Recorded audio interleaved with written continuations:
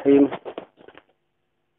Wa haqiqatun liwusulihi lil maqsidi wa musyahadun nurat tajali binjila. Wa haqiqatun jeung ari hakikat eta lawusulihi wusulna hamba lil maksidi kanu dimaksud. Wa musyahadun jeung musyahadah nyaksi nurat tajali kana cahaya tajali binjila kalawan jelas. Ina pembagian jalan wusul ka Allah saur kamari hiji mincak syariat, kedua torekat, katiluna hakikat. Syariat aturan-aturan Allah nu mangrupikeun parentah jeung larangan. Torekat ngajalankeun eta syariat kalawan ihsan kalayan sae. Ayeuna dugi kana hakikat. Wa haqiqatun lawusulihi lil maqsidi. Annal haqiqata hiya usulu saliki lil maqsudi wa huwa ma'rifatullahi subhanahu wa ta'ala. Ari ngaran hakikat teh dugi nasi salik, dugi na hamba nu hoyong dugi kana nuluman hakikat. Naon ari maksud nu dipilari ku eta hamba teh nyaeta ma'rifat ka Gusti Allah. Tos ma'rifat ka Gusti Allah mah bakal musyahadatu nurat tajalli. Ya. Musyahadah nyaksi kana nur tajalli. Upami kamari diuningakeun pangkat syariat, jalmi dina makom syariat. Ngalaksanakeun salat, ngalaksanakeun puasa, ngalaksanakeun zakat. Susuganan we atuh urang teh salamet tina sawarga. Tina neraka susuganan we urang teh asup kana sawarga. Itu di makom syariat sabab aya kasieun tina siksaan jeung kabita ku ganjaran. Nah, aya dina makom torekat lah kuring mah ngalaksanakeun ibadah teh harapna teuing urusan surga jeung neraka mah. Urang mangabdi we ka Gusti sing sae. Salat sing sae, puasa na sing sae, zakat na sing sae, kurang maniat pengabdian we, taeta tos duwi kana pangkat torekat. Disrada teuleum kana pangkat torekat, teu mikiran ganjaran si eta mah. Ta ari hakikat mah musyahadatu nur tajalli. Nyaksi kana nur tajalli na Allah subhanahu wa ta'ala. Urang salat disolatkeun ku Allah. Urang puasa dipuasakeun ku Allah. Jadi nu kauninga teh ieu afalullah padamelan Gusti Allah. Nu mawi dina salah sawios hikmah Hikam Ibnu Athaillah aya bahasa la tatlub iwadan. Anjeun ulah menta-menta gaganti tina ladang ibadah, ari kitu ibadah kusaha ti mana? Kitu nya. Bisa salat nagenan ku Allah. Dibere sehat nati Allah, ulah menta iwad, mana tetong menta gaganti, ngahaja eta cenagenan.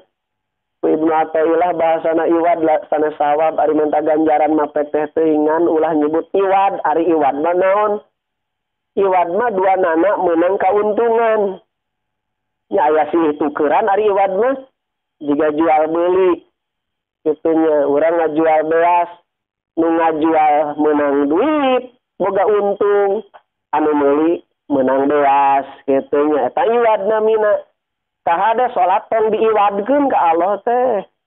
Seolah-olah Allah teh butuheun ku salat urang. Ieu teh peryogian Allah mah ku salat urang. Ni pede Gusti pan abi teh sok salat gentian atuh. Ya abi teh peryogi. Masyaallah teh teh kengingnya. Tajal mitos dugi kana pangkat hakikat mah geus tara mikiran ganjaran. Bahkan geus teu ngaku-ngaku kana amalan urang sabab da ngagerakeun age Allah.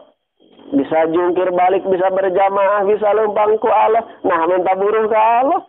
Dan kitu kieu age Allah. Teu kudu minta buruh cenah.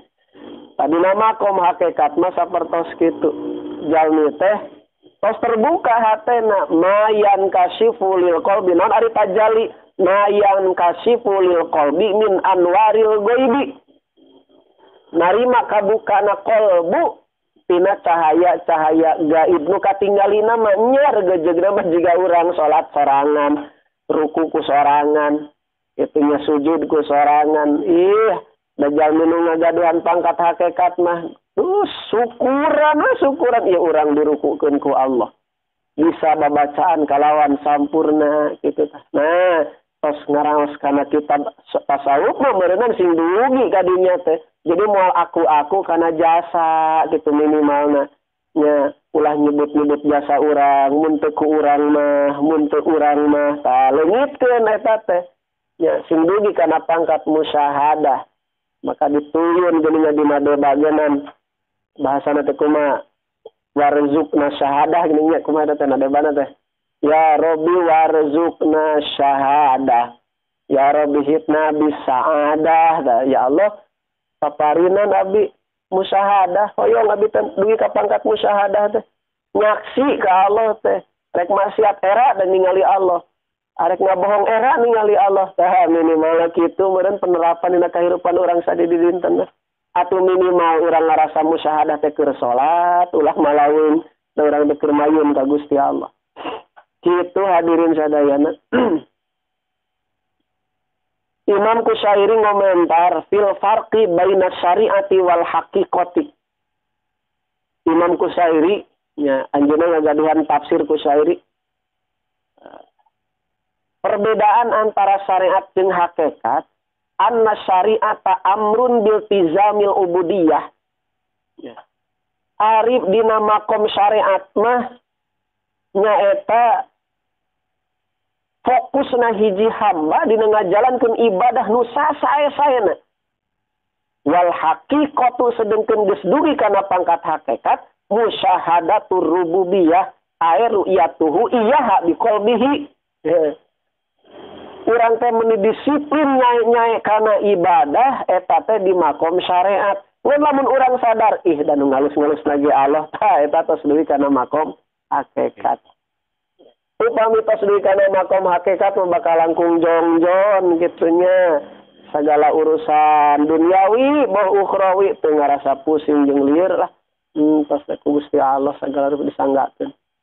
Nah, kan kade cek tadi jeung hayung udah hakikat lah bae teh usaha ge ari dibeungharkeun ku Allah bakal beunghar. Nah, eta nu kapungkur dikritik teh geuningan aya bahasa saha jalma nu nyebutkeun mun teu capek mah urang cenah salat, mun teu capek mah urang puasa, moal asup ka surgana ge. Nu kitu teh ngaranna gawe capek teh kapake salatna getol, puasana getol, amal solehna getol, bari ngarasa yen eta teh jasa sorangan mun teu kieu mah aing teh moal ka sawarga nyareat teuing eta teh nu kumaha nyareat teuing nya kitu maka hasilna teh cenah gawe capek teu kapake cenah dina iat kiamat. Nya aya deui bahasa kitu lah atuh sing teu salat geunan ari ku Allah ditakdirkeun ka surga maka surga. Naon cenah nu kitu? Ngalamun cenah eta mah bahasana sia mah ngalamun. Teu salat hayang ka sawarga. Tamani cenah eta mah ngalamun maneh mah ngaji tara salat tara. Nyebutkeun hayang asup ka sawarga ngalamun. Sok sanajan dina makom hakikat mah lamunan teh bisa wae kajadian anu mustahil bisa kajadian. Kitu hadirin sadaya dina bait ieu jadi kesimpulanna nya kitu.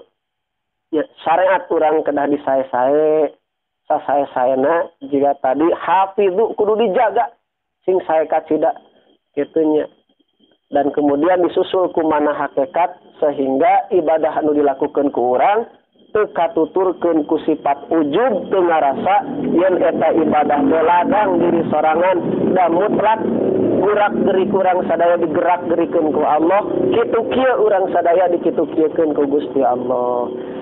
Wallahu a'lam bishawab. Subhanakallahumma wa bihamdika asyhadu an la ilaha illa anta astaghfiruka wa atubu ilaik. Walhamdulillahirabbil alamin.